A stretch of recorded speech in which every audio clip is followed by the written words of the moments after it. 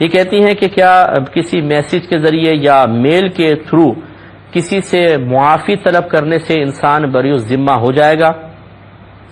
دیکھیں، یہ طریقہ کار بالکل غلط اب ہمارے ہاں رواج پا رہا ہے کہ ایک آدمی دوسرے پہ زیادتی کرتا ہے، اور پھر یہ جیسے ایام آ جاتے ہیں، کوئی شب برات کے آ گئے، شب معراج آ گئی، رمضان قریب آ گیا، تو میسج خالی کر دیتے ہیں، جی مجھے معاف کر دیں جتنی میری کوتاہیاں ہوئی ہیں، اللہ تعالیٰ آپ کو جزائے خیر عطا فرمائے۔ بعض دھمکیاں دیتے ہیں، اگر آپ مجھے معاف کر دیں، اگر معاف نہیں کریں گے تو بروز قیامت آپ کی گرفت ہو جائے گی۔ واہ بھائی واہ، مجرم جرم بھی آپ نے کیا ہے، اور پھر اس مظلوم کو بیچارے کو آپ بلیک میل بھی کر رہے ہیں۔ تو یاد رکھیں، یہ معافی مانگنے کا طریقہ نہیں ہے۔ شریعت نے معافی مانگنا رکھا ہی اس لیے ہے کہ جب آپ کسی پر ظلم و زیادتی کر لیتے ہیں تو نفس سرکشی اختیار کرتا ہے، تبھی ایسا ہوتا ہے۔ اب نفس کو ذلت بھی محسوس ہونی چاہیے، اور ذلت اسی وقت محسوس ہوگی جب آپ سامنے آ کر معافی کی کلمات اس کے سامنے کہیں گے۔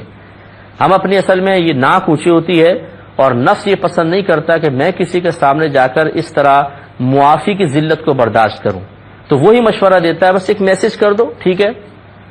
سامنے معافی مانگنا اور میسج پہ معافی مانگنا زمین آسمان کا فرق ہے، میل پر معافی مانگنا زمین آسمان کا فرق ہے۔ ہاں، اگر ایسا ہے آپ باہر کے ملک میں ہیں، وہ دوسرے ملک میں ہیں، جانا ممکن نہیں، ملاقات ممکن نہیں، تو پھر بھی کم از کم کال تو کر سکتے ہیں نا۔ 50 لوگوں کو کال کرتے ہیں تو کال کر کے پھر معافی مانگے، اور اگر کال بھی نہیں ہو سکتی مثال کے طور پہ چلیں، پھر اس قسم کے ذرائع اختیار کر لیں، ورنہ کال ضروری ہونی چاہیے تاکہ آپ اس پہ بولیں، سامنے لائیو اس سے معافی طلب کریں۔